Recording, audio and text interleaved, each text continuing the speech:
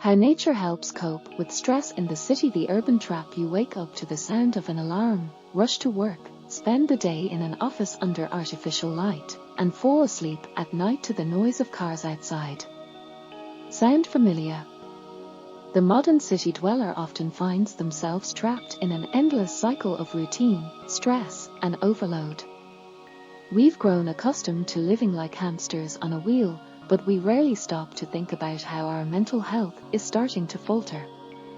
Anxiety, insomnia, chronic fatigue, these aren't just words, they are real consequences of life in a concrete jungle. But what if I told you that the solution is closer than you think? It's literally outside your window. It's nature.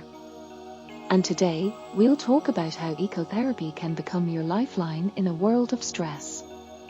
Why does nature heal? From a psychological perspective, the connection between humans and nature isn't just a romantic idea, it's a biological need. Our ancestors lived in harmony with nature, and our brains are still wired for this connection. Research shows that even 20 minutes of walking in a park reduces cortisol levels, the stress hormone. Why does this happen? Biophilia, this is the innate human attraction to all living things. When we see greenery, hear birdsong, or smell flowers, our brain receives a signal: everything is okay, you're safe. Sensory relief.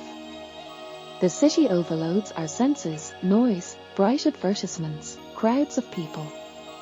Nature, on the other hand, offers soft, natural stimuli that calm the nervous system. Nature's rhythms. Trees, water, wind, all of this reminds us that life is cyclical. This helps combat the feeling of Groundhog Day that often arises in the city. Park walks, your personal antidepressant. Imagine this: you leave the office, put on your headphones, and head to the nearest park. Within minutes, you notice your breathing deepening and your thoughts calming down. This isn't just a coincidence. Physical activity. Walking is a natural way to relieve tension. It improves blood circulation, which positively impacts the brain. Shifting focus. In the park, you shift your attention from work tasks to observing nature. This helps reboot your brain. Social aspect. Walking in the park allows you to see other people enjoying the moment too.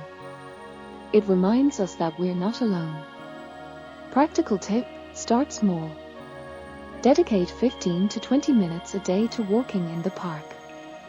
Try walking slowly, paying attention to details: the rustling of leaves, the smell of grass, the way light plays on the foliage. This is a mindfulness practice that enhances the effects of ecotherapy. Houseplants, your mini garden of calm. Not everyone has the opportunity to spend time in nature often, but that doesn't mean ecotherapy is out of reach. Houseplants are your personal oasis of calm at home. Caring as therapy. Taking care of plants is a process that requires attention and care. It helps distract from anxious thoughts and makes you feel needed. Clean air. Plants improve air quality, which positively impacts your well-being.